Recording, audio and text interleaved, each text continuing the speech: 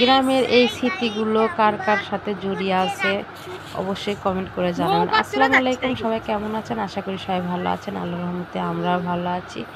এই তো আমরা চলে যাচ্ছি, এই তো আমাদের কুয়া সৃষ্টি ছিল, সেখানে গিয়েছিলাম। আর এই যে শৈশবের এই স্মৃতিগুলো কার কার জীবনের সাথে জড়িয়ে আছে অবশ্যই কমেন্ট করে জানাবেন। আর এই মানে যে এই স্মৃতিগুলো আসলে অনেক দিন থেকে মিস করতেছিলাম। যাই হোক, আজকে আমার সেই ছোটোবেলা, যাই হোক এভাবে মাছ মারতে খুব ভালো লাগতেছিল।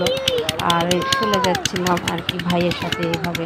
আর এখানে আজকে আমরা চলে আসছি কুয়ার পাড়ে, এখানে কুয়া সৃষ্টি ছিল। আর এই তো আমার ছেলে আর সবাই মিলে এখানে বসে থেকে দেখছি। আরও পাশে আমার ভাই এবং আরও ছেলেপেলেরা একটু একটু করে মাছ ধরতেছিল।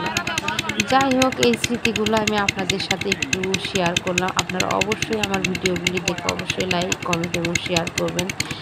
যাই হোক, আগে অনেক দিন পর কিন্তু এই মাছ মারাটা দেখলাম। এভাবে মাছ মারা অনেক দিন হলে চোখে পড়ে না। যাই হোক, এবার গ্রামের বাড়িতে যাওয়া হয়েছিল, এই জন্যে আর কি মনে হয় এই স্মৃতিটা আবার চলে আসলো। যাই হোক, শৈশবের স্মৃতি আরও অনেক স্মৃতি আছে, যেমন এখন সেগুলো দেখলে মনে পড়ে যায় আগে কি করতাম, কি অবস্থা। আর এখানে কুয়া সৃষ্টি কিন্তু অনেক রাত হয়ে গেছে, মানে সন্ধ্যার পর। আর এখানে লাইট ধরে ধরে কিন্তু মাছ ধরা হচ্ছিল। যাই হোক, বিদ্যুতের জন্য করে কিন্তু এই অবস্থায় পড়ছে।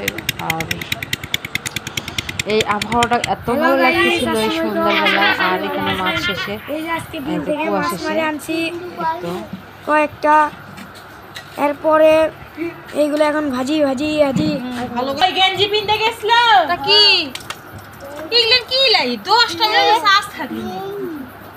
এই রাতের বেলা মাছ হয়নি, দিনের বেলা হলে সকালবেলা ভোরে উঠে যাওয়া লাগবে। সবাই সুস্থ থাকবেন, ভালো থাকবেন, আমাদের জন্য বেশি বেশি করে দোয়া করবেন। আল্লাহ হাফেজ।